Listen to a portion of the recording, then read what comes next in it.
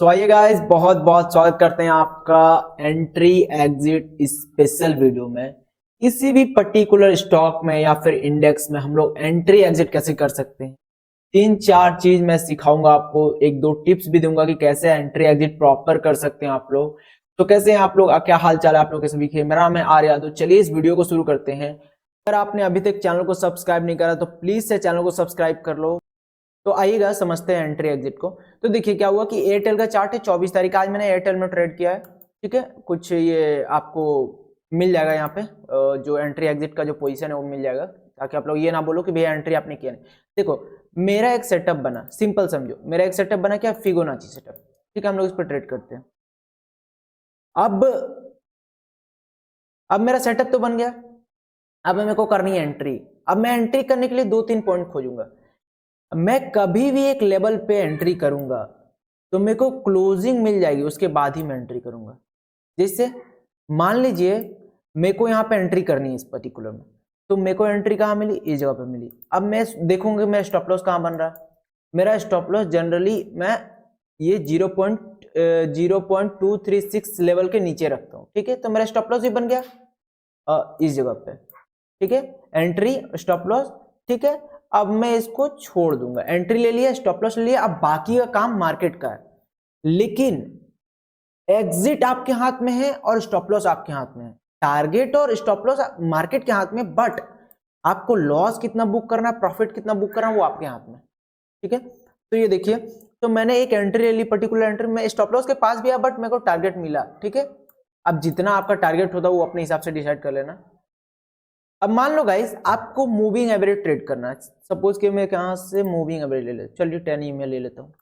इसका सेटअप पे वीडियो बनाना है आप लोगों के लिए। तो अब मान लीजिए गाइस मेरे को एक मूविंग एवरेज चाहिए, तो ठीक है। हम लोग के जो मूविंग एवरेज सेटअप में क्या होता है कि बुलिश बिहेवियर शो होना चाहिए और यहाँ पे एक रेड कैंडल रिटेस्टिंग होना चाहिए। इसके हाई पे हम लोग एंट्री लेंगे, ठीक है। यहाँ हम लोग की एंट्री हो गई और मूविंग एवरेज के निचले स्तर पे हम लोग एक क्या करते हैं, स्टॉप लॉस लेते हैं, ठीक है। तो जैसे ही मूविंग एवरेज के निचले स्तर पे, यानी कि इस जगह पे हम लोग की एंट्री हुई, ठीक है, और स्टॉप लॉस हम लोग का यहाँ हुआ।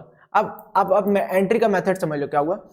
मैंने कहा क्या, बुलिश बिहेवियर से हुआ, ठीक है, रिटेस्टिंग हुआ, ठीक है। एक रेड कैंडल आई, उसके बाद हम लोगों ने एक ग्रीन कैंडल क्लोजिंग देख के हम लोगों ने एंट्री की, 1:1.5 का टारगेट लिया। अब टारगेट और एसएल का मैं यहाँ पे नहीं बता रहा हूँ आपको, मैं सिर्फ और सिर्फ एंट्री एग्जिट के बारे में बता रहा हूँ कि आपको इस जगह पे क्लोजिंग मिली तो हम लोगों ने एंट्री की।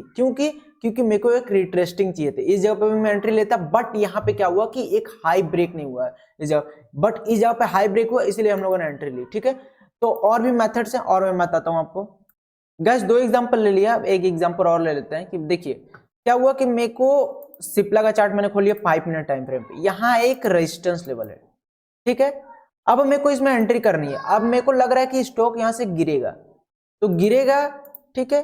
तो मेरे को यहाँ से एंट्री लेनी है, ठीक है। अब मैं यहाँ पे क्या देखूंगा, अब मैं यहाँ पे देखूंगा कि भैया मेरे को कोई बेरिश सेंटिमेंट चाहिए। बेरिश सेंटिमेंट, मैं नेगेटिव साइड ट्रेड लेने जा रहा हूँ। तो बेरिश सेंटिमेंट का मतलब क्या हुआ कि मैं अगर यहाँ पे कुछ नेगेटिव कैंडलस्टिक पैटर्न देखूंगा या फिर नेगेटिव प्राइस एक्शन देखूंगा, तो यहाँ पे एक नेगेटिव प्राइस एक्शन एम का बना हुआ है और नेगेटिव कैंडलस्टिक पैटर्न का, एक सेकंड में बता देता हूँ आपको थोड़ा सा। ये देखो नेगेटिव कैंडलस्टिक बहुत अच्छा एक इन्वर्टेड हैमर या फिर हैंगिंग मैन बोल सकते हैं। तो ठीक है, अब मेरी एंट्री कहाँ होगी। देखिए एंट्री एग्जिट लेने में आप लोग को ज्यादा सोचना नहीं है कि भाई एंट्री हो गया, स्टॉप लॉस हो गई है। एंट्री कब लेनी है, जब आपका सेटअप बने आपको एंट्री लेनी है, ठीक है। कम क्वांटिटी के साथ लेनी है अगर आपको वो प्रॉपर सेटअप ना हो, लेकिन सेटअप के रिस्पेक्ट लिए आपको एंट्री लेनी होगी, ठीक है। तो देखो यहाँ पे बेरिश सेंटीमेंट बना, हम लोगों ने एंट्री भी किया और प्रॉफिट किया, मतलब प्रॉफिट हुआ या नहीं वो बात की बात है, ठीक है।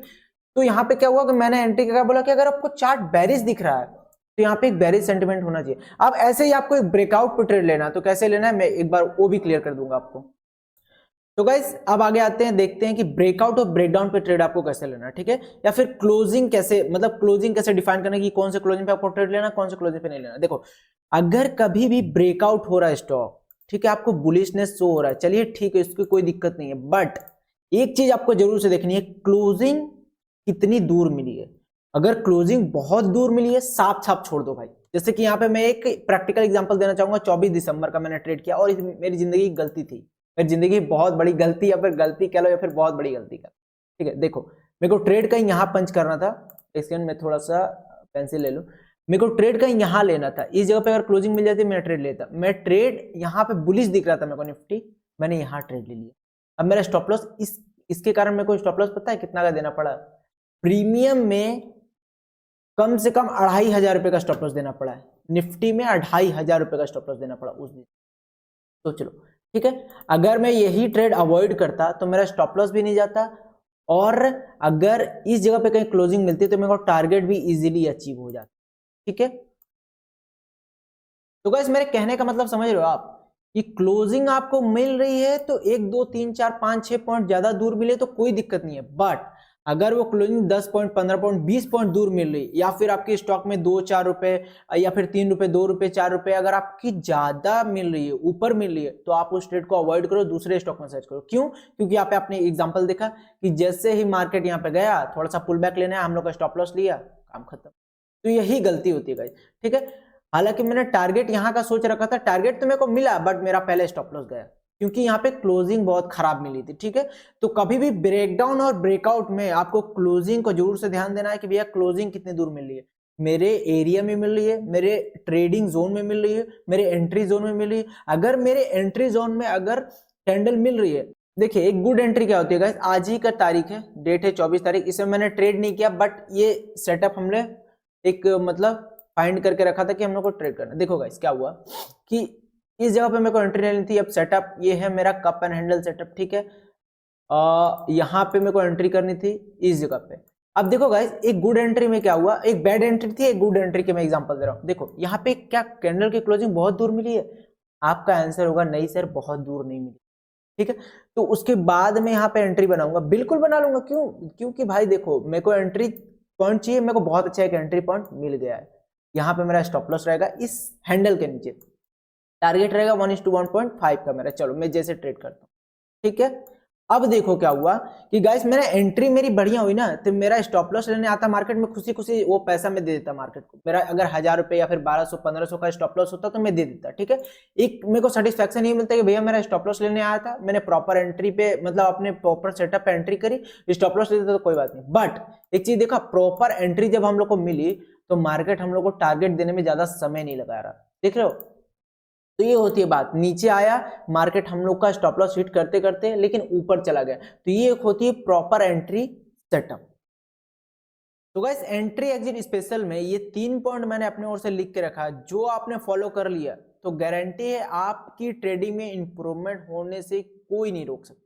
मैंने खुद इंप्रूव करा है इस चीजों को फॉलो करके, मैं आपको भी रिकमेंड करूंगा। ठीक है, और हर कोई यही करके प्रॉफिटेबल होता है। ठीक है, एंट्री एग्जिट इसी से बेहतर होगी आपकी, इसी चीज से आपकी एंट्री एग्जिट बेटर होगी, मानो या ना मानो, आप प्रैक्टिस करके देखो। ठीक है, चलो शुरू करते हैं।